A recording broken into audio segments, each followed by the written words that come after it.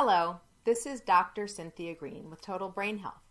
It's my pleasure to have the chance to talk with you about the 9 ways that you can bounce back to better brain health.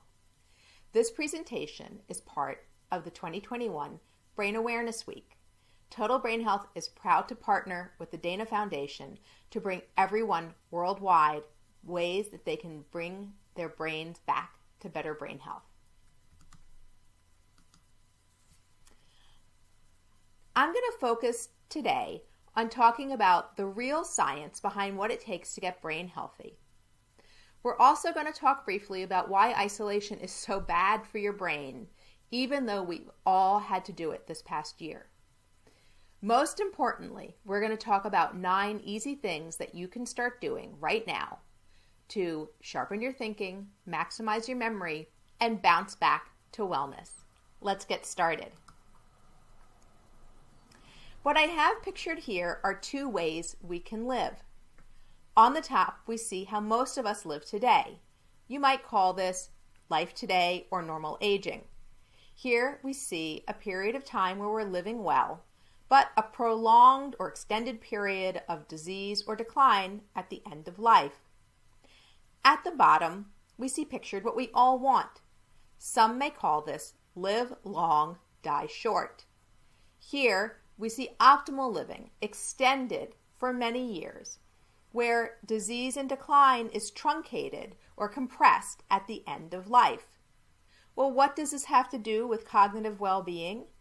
Well, cognitive fitness is key to all the aspects of wellness that it takes to achieve optimal living. In order to be physically well, to be socially connected, to be vital in an ongoing way, to be independent in our function, to take care of ourselves and have the confidence that we can do so, and to build resilience or hardiness to help us achieve all these things, we need cognitive fitness. Conversely, wellness is key to cognitive fitness. Many people aren't aware that when it comes to the research and real science behind brain health, what we really see again and again is that to be cognitively healthy, both sharper every day, reducing our dementia risk, and for those of you living with dementia, to live well every day, we need to pursue and take care of our well-being across body, mind, and spirit. Why do we know this? Because the research shows it. When we look at the research and what the organizations that specialize in aging and brain health tell us, we know that when it comes to cognitive fitness, pursuing well-being is one of the best things that we can do. I'm going to share with you a few studies to illustrate this point. This study is known as the finger study. It was conducted in Finland, and this chart recommends data that came out approximately 2 years after the study began. In this study, subjects who were at risk for developing dementia were invited to participate in an intensive training that included nutritional counseling, physical exercise, group cognitive training, and better management of their underlying medical conditions. The subjects that participated in the intensive training showed, after 2 years, that they did 25% better on tests of cognition than those subjects who did not participate in the intensive training. 25% better just by being well. This study is now being replicated elsewhere, including Australia, the United States, and Japan. More recently, we see studies that have looked at very large groups of people and characterized what a brain-healthy lifestyle might look like in order to see its impact on different outcomes.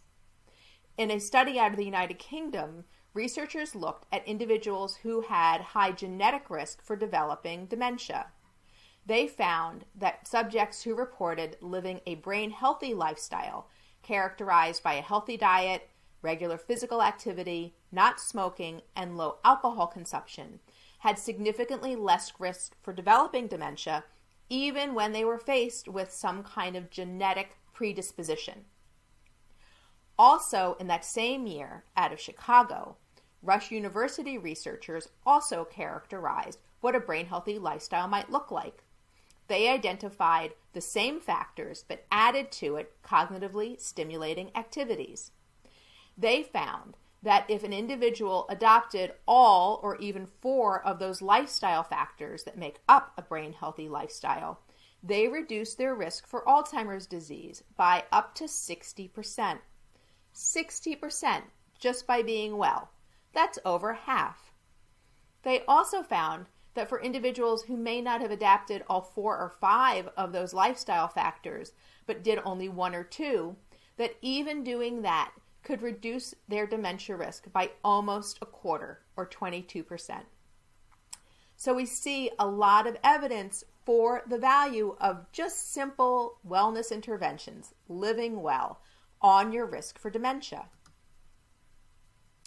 We also saw this in a more recent study released by the Lancet Commission on Cognitive Prevention, Intervention, and Care. In this compelling landmark study, the researchers looked at all the data to date on dementia.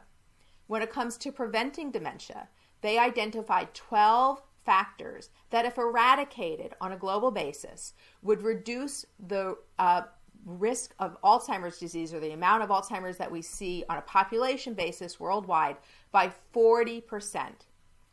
40%. That's almost half.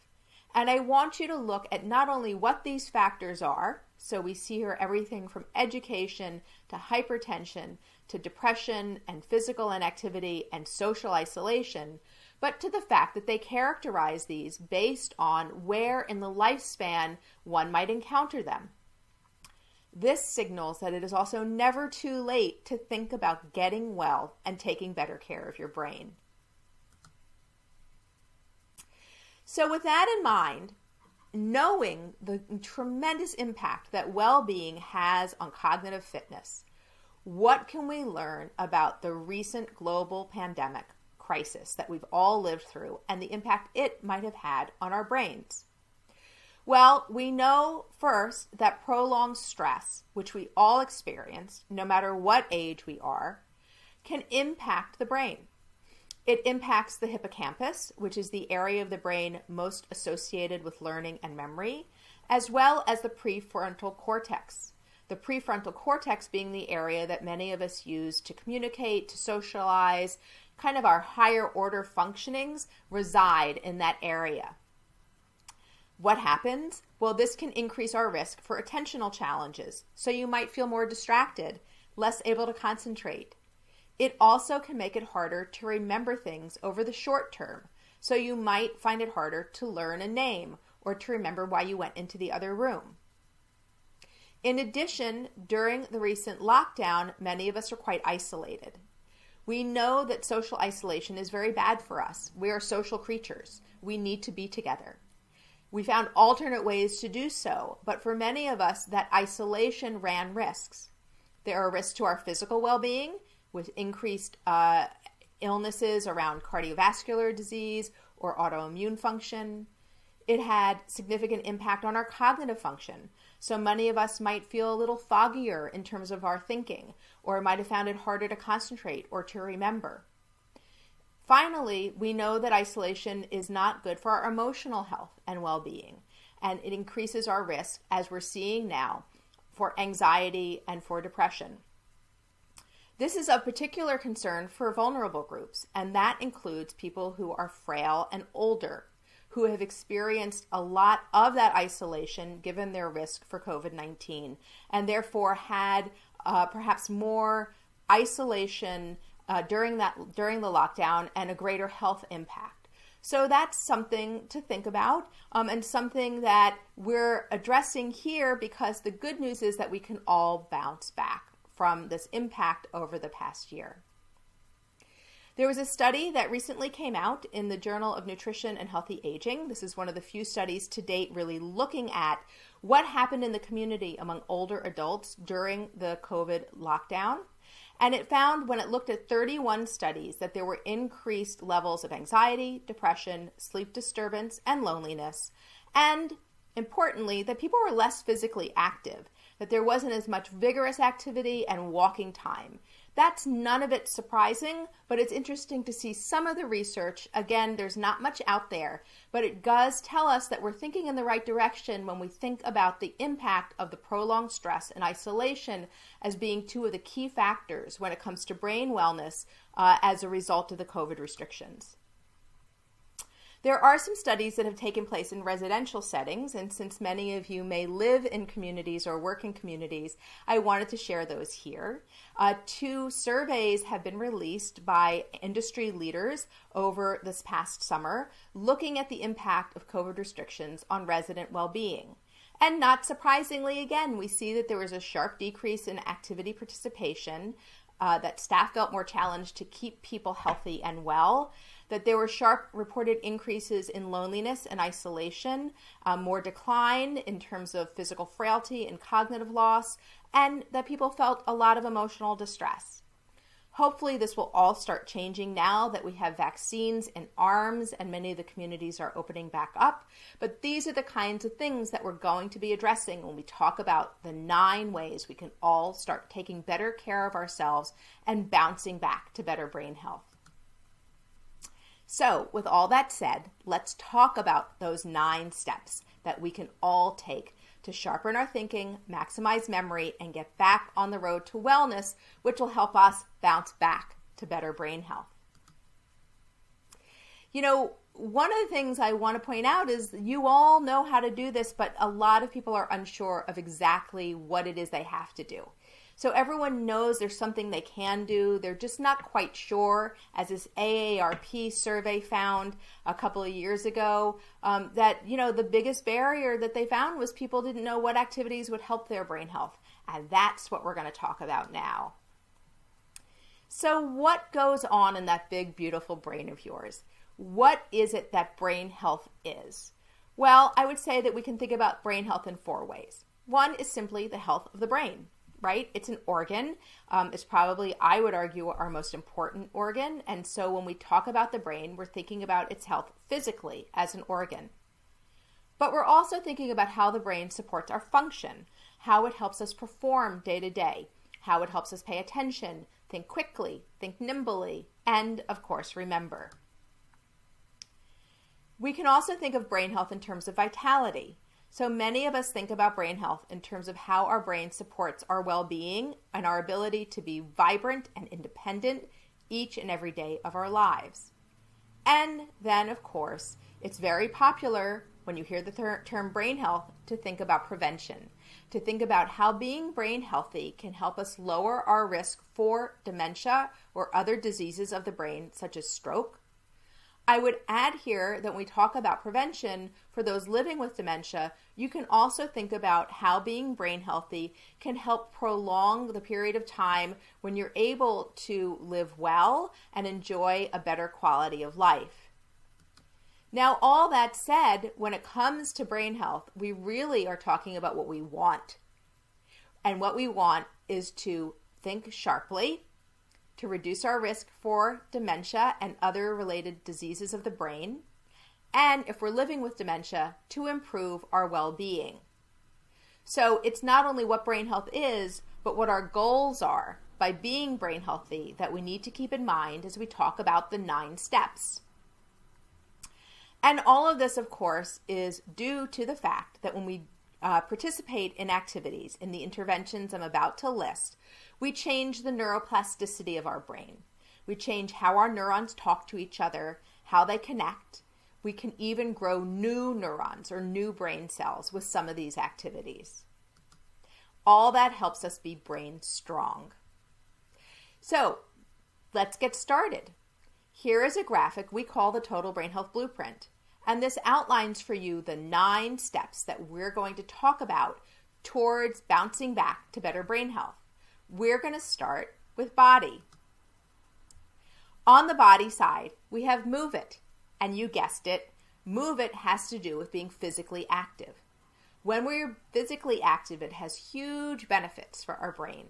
It benefits our brains across every aspect of brain health, both from physiological health of the brain, to the brain's function, to reducing dementia risk, and to promoting vitality. We need to get about 30 minutes of aerobic activity several times a week to benefit fully from physical activity for our brain. There's some research that suggests that strength training or a combination of strength training and aerobic activity can really be helpful. That might be something to do with modifying how fat is processed, or how fat processes energy, in terms of managing weight, and also in terms of building our endurance for participating longer in aerobic activities.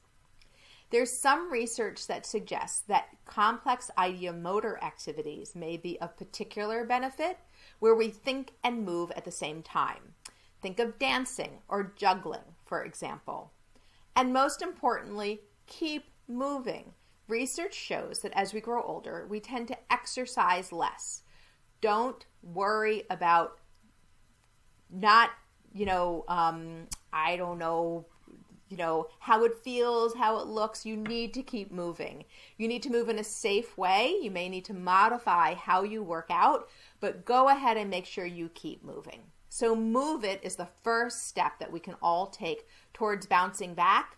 And by the way, we saw that in one of the studies I just talked about. It is one of the things that decreased during this past year. So get back to your routine. Even if you're just walking or going to a sit and be fit class, go back, get moving. Next, we have Eat Smart. A balanced diet is everything. It doesn't have to be complicated. You can follow just the current USDA guidelines to eat a healthy, more balanced diet. There is some evidence that patterned diets such as those that follow what is eaten in the Mediterranean basin, for example, can have a really good effect on your long-term brain health. In addition, very importantly, for those of us who might have gained a little weight over the past few months, weight matters when it comes to your brain. Research shows that people who are overweight or obese, and importantly, who carry in addition a lot of that weight around their belly, are at significantly increased risk for developing dementia. So that's something to keep in mind as well. When it comes to eating food specific in your diet for your brain, there's really mixed evidence as to the benefit of that. However, if you want to try some things that might be more brain healthy, look to add foods that are high in omega-3 fatty acids, such as cold water fish like salmon or mackerel or herring, nuts, or other foods that are high in antioxidants, such as the deep-colored fruits and vegetables like those pictured here, that have those elements in it that might be good for your brain health. Something else that you might want to consider is limiting how much caffeine and alcohol you consume. These are not things you need to eliminate from your diet, but you might want to balance in terms of how they impact your thinking or even your sleep. Finally, some of the emerging issues in brain health and diet have to do with metabolic reserve, so building a good base physically through exercise and diet to protect your brain in the case of any kind of inflammation, and also glycemic load in terms of how we're burning sugar and spiking and how that might lead to inflammation. However, for our purposes today, here's one of the easiest things you can do. Get yourself back on a healthy diet. Spring is coming. Summer is going to be here too. Make sure that you're eating healthy, eating lighter, watching your sugar, watching your intake of things that might be fattening, and get yourself back to exercise. Third, on the body side, we have what I call living with your brain in mind. And this captures a lot of different choices that we make on a daily basis that, in fact, impact our cognitive health. That includes things like getting enough sleep, managing our underlying medical conditions that may increase our risk for dementia, things like diabetes, hypertension, taking control of our medicines so that we know that our medicines aren't interacting in a negative way or unintentionally increasing our risk for memory loss, and really importantly, watching our head. making sure that we're protecting ourselves from falling and from a traumatic brain injury. We can do that by checking through our home and eliminating any trip risks, making sure that the lighting is good, and also working on our balance. Because even at a younger age than we may be aware, our balance isn't what it used to be. So if we're still skiing or biking or hiking, we want to make sure that we're working on our balance at the same time to reduce our risk of falling and hitting our heads. You can see here in this graphic, if you look at just the red bars across the whole age range, the degree to which people present to the emergency room with head injuries. And the primary reason in adults over 65 that we present to the emergency room with a head injury is because we fall. So do what you can to take good care of yourself across all of these factors to live with your brain in mind. So that's great. We've covered 3 of these steps from the physical health perspective. Can you think of one that you could focus on to improve your well-being as you bounce back? Now we're going to move on to the mind pillar of our Total Brain Health Blueprint. Here, we're going to talk first about stretching our minds, or about intellectual engagement. What you want to do is to engage your mind in many different ways, in creative and novel activities, all the time. Why? Again, like physical activity, intellectual activity like this has across-the-board brain benefits.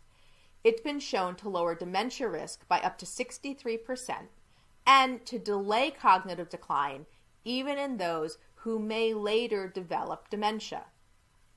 It helps build what we call cognitive reserve, or resilience, a buffer in the brain, so that even if you start to have some cognitive changes, you have more to shore up your cognitive function so that you function independently and well for longer. What are some of the ways you can stretch your mind? Well, you can do neurobics. That's a term for short, kind of fun little things we can do every day just to change up our routine. Brush your teeth with your opposite hand, for example, or take a different route to work. In addition, we should all look to ways to engage our brains creatively, trying new and different hobbies and activities on a regular basis. You may not have the chance to try this art installation that these folks are doing here in New York City several years ago called Mind Over Matter, where they had to go through the rings of the installation without touching the floor. But there's other things you can do. You can try a new language or a new instrument. You can plan a trip, hopefully soon, or take up another kind of new hobby. Stretching our brain past its current limits and thinking out of the box creates new neuronal connections and pathways, and it's a wonderful way we can help our brain stay healthy. Another way on the mind side that we can stay brain healthy is to sharpen our thinking skills. These thinking skills are ones that help us perform well day to day. And research shows that by working out these skills, we can keep them sharp. That includes things such as attention, how fast we think, our memory, our nimbleness, so our ability to multitask, and of course, our ability to reason or to make judgments.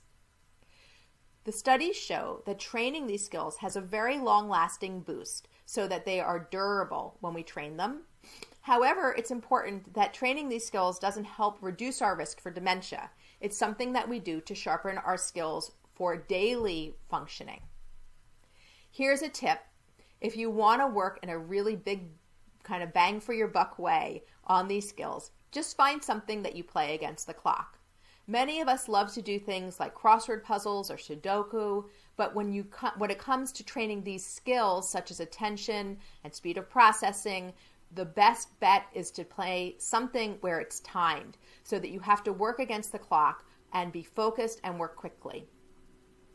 Another way, conversely, that we can improve our thinking skills is by practicing mindfulness. So many studies have shown that mindfulness activities such as deep breathing or meditation help reset our attention so that we build more sustained focus. And that's something we can all use a little help with right now. So on the mind side, we've covered stretch your mind and sharpening your skills. We have one more, and that is learning and using strategies. We know that memory strategies work.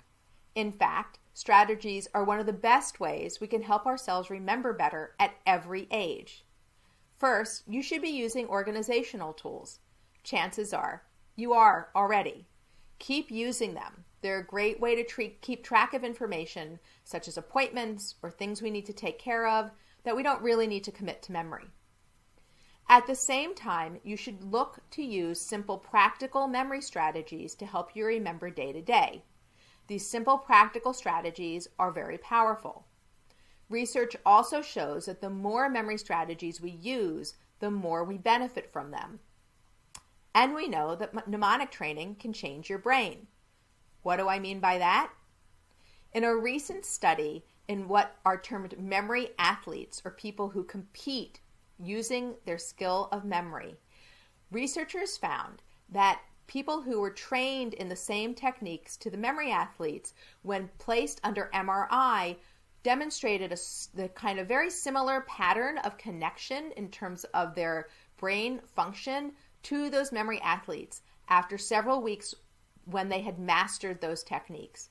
In other words, training in these memory strategies made their brains look just like those of the memory athletes.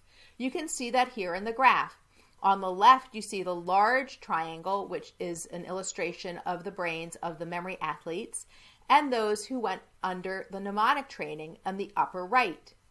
The two triangles on the lower right column are those individuals who are part of the control groups. And you can see that the pattern of lighting up, which are the yellow and orange areas here, don't look the same, do they, as the athletes. So those who went through the mnemonic training, their brains look a lot more like the athletes. That showed up in their results too. The individuals who became very proficient at the mnemonic training and strategies that the memory athletes used also showed on memory performance that they improved, and that improvement held up to 4 months after the training. Pretty impressive research, isn't it? And while this was a small study, because of the intensity of the study, it's really interesting to see exactly how memory training might change our brains and also improve how well we remember. An additional study I wanted to share with you was performed in people who have mild cognitive impairment. And this was 145 individuals with mild cognitive challenge in Canada who were trained in attentional strategies and memory strategies. Researchers found that those who were trained did much better on delayed recall, so being asked, for example, to remember a list of words after 20 minutes or half an hour, as well as strategies that they could use to remember better in daily life. So, for those of you living with mild memory loss, memory strategies are for you too, and can help you be more organized and function independently and vitally on a daily basis. Finally, let's look at the spirit pillar of the Total Brain Health Blueprint and the 3 ways here that we can boost our brains and get back to better brain health. The first is to keep emotional balance. We know that when people are emotionally distressed or stressed, as we talked about earlier, it decreases our intellectual performance. Prolonged stress can lead to permanent neuropathological changes. Now, that means really prolonged stress. Right now, that's nothing I'm suggesting that we worry about, but it is important to realize that stress does matter to our thinking, and it's something we should take care of and have the opportunity to take care of ourselves when it comes to being stressed. What can we do? Well, a simple way that we can tackle stress is by introducing more mindfulness into our day. Mindfulness either through simple deep breathing or relaxation, maybe through prayer, or perhaps through meditation, depending on what your preference is. These are all ways that you can help both build cognition, because being mindful and sustaining focus in that way helps us to build attention and memory and other cognitive skills, but also can help us by balancing the kind of out of control feeling that we have that's one of the causes of stress. So we can induce what Herb Benson, one of the experts in this area, calls the relaxation response with these kinds of behaviors. They kind of bring up for us different hormones that help to tackle that stress response and help us be healthier. Next, we have socialize. And I can't emphasize to you enough how important social engagement is for your brain. It helps your brain across the board. So if one of the takeaways that you get from this bounce back presentation is to figure out ways of being more social, you will have really taken a very important step back to brain health. When we're social, we're working out those cognitive skills as well. So it's not only that we're socializing and engaging with other people, we're also working on our attention, our processing speed, our nimbleness, our memory, our verbal and visual functions. All of that gets included when we're even in an informal conversation or taking a walk with friends. When you're social, you're also more likely to participate in the activities that challenge your mind. Those kinds of stretch your mind things like taking a class, going to a concert, or traveling. Also, being social acts as a buffer for us to emotional distress. So it helps us when we're feeling blue or anxious or stressed to be social. I know it hasn't been easy for any of us to be social these past months. However, as restrictions begin to lift and the weather in much of the country starts to warm, hopefully you'll find ways to be more socially engaged. And remember that social engagement doesn't have to be face-to-face. We don't know all the data, but it's still better to connect with someone over a video or over the phone than to be by yourself. And there's lots of ways you can improvise, have dinner with someone over the phone, listen to music together, watch a movie. It doesn't have to be technologically advanced in order to feel the company of somebody else. I wanted to share this finding from the AARP on the impact of social engagement and brain health, just to say that it works in the converse, that many people who are concerned about their social life or feel that they are isolated complain more about their thinking. So here in this slide, the AARP shared that of people over 40, those who were dissatisfied with their level of social engagement complained that their cognitive abilities or their thinking had decreased in the last 5 years. Over half said that their ability to remember things had decreased, but it wasn't only that. People also were increasingly dissatisfied with their level of attention, their ability to learn new things and to problem solve and to be focused. So again, this just underscores the strong relationship between socializing and your brain health and why getting social, even if it's just on the phone right now, is still so important for your brain. Finally, on the spirit side, we have believe in yourself. Confidence matters to your performance. As the famous quote goes, whether you think you can, whether you think you can't, you're right. Think that you can. There's a lot that you have in your power to do to take good control over your brain and your brain's fitness and over your general well-being. We also know that having a sense of purpose can potentially lower your risk for developing serious memory impairment.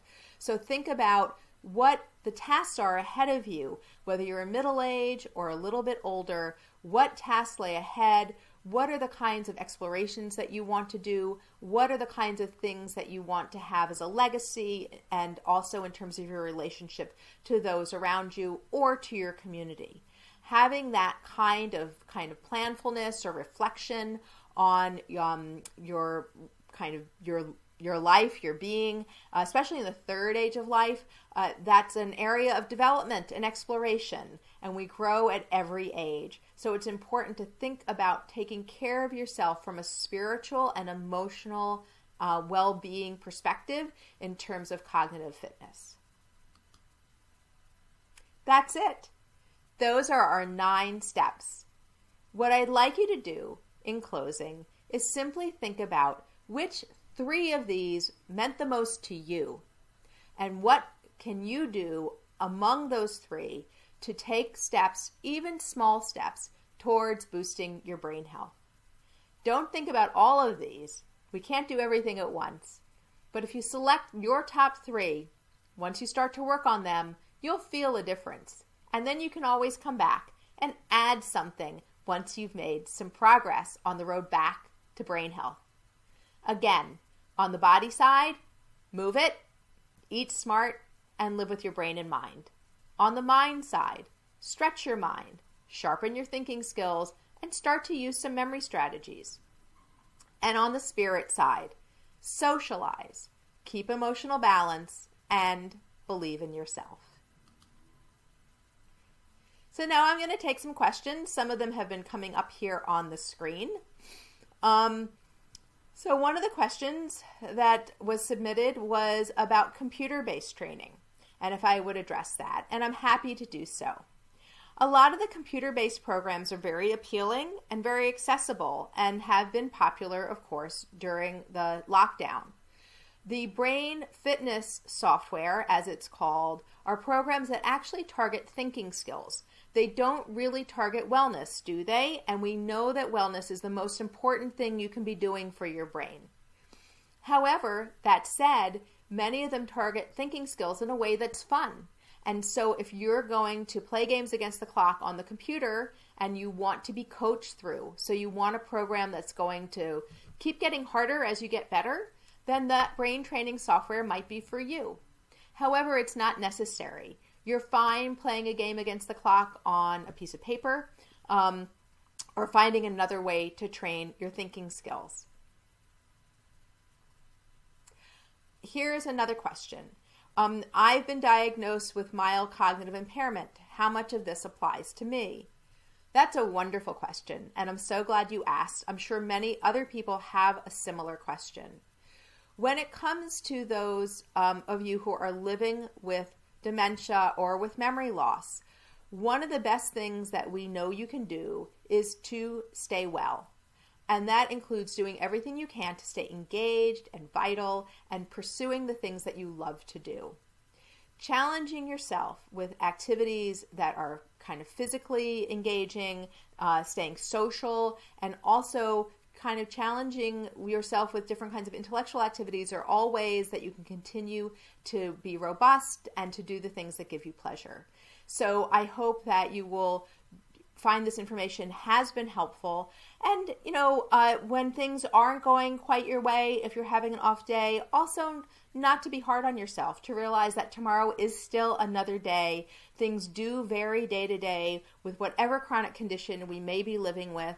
And so we need to give ourselves a little bit of grace and be patient with ourselves and kind and loving to ourselves.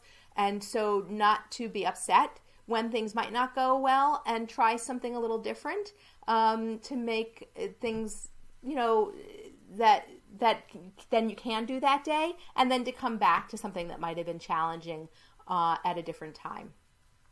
So thanks for the question. Someone is asking also about our Total Brain Health programs. I'll show you those in a minute. Many of you might be living in communities where you have our Total Brain Health classes available to you. I hope you'll take advantage of them. They cover all of the topics that we talked about today.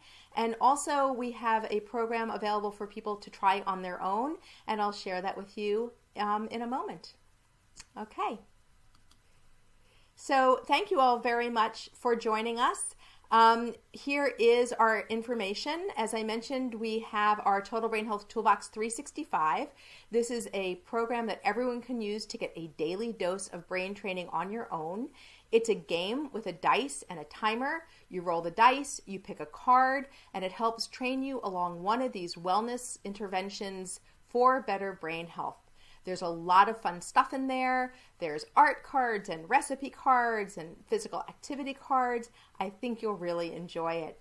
You can find more about the Total Brain Health Toolbox 365 program at tbhtoolbox365.com. For those of you in community settings, we do have group classes across the country. Hopefully you have those group classes in your community.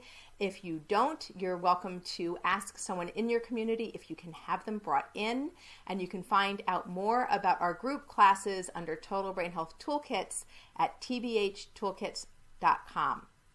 If you'd like to sign up for our newsletter or just find out more about us, our website is totalbrainhealth.com. This is Dr. Cynthia Green. Thank you so much again for joining me. It's been my pleasure to talk to you about the different ways that we can all bounce back to better brain health. I hope you found this helpful, and I look forward to hearing your stories about how you use this information to bounce back to better brain health yourself. Thank you.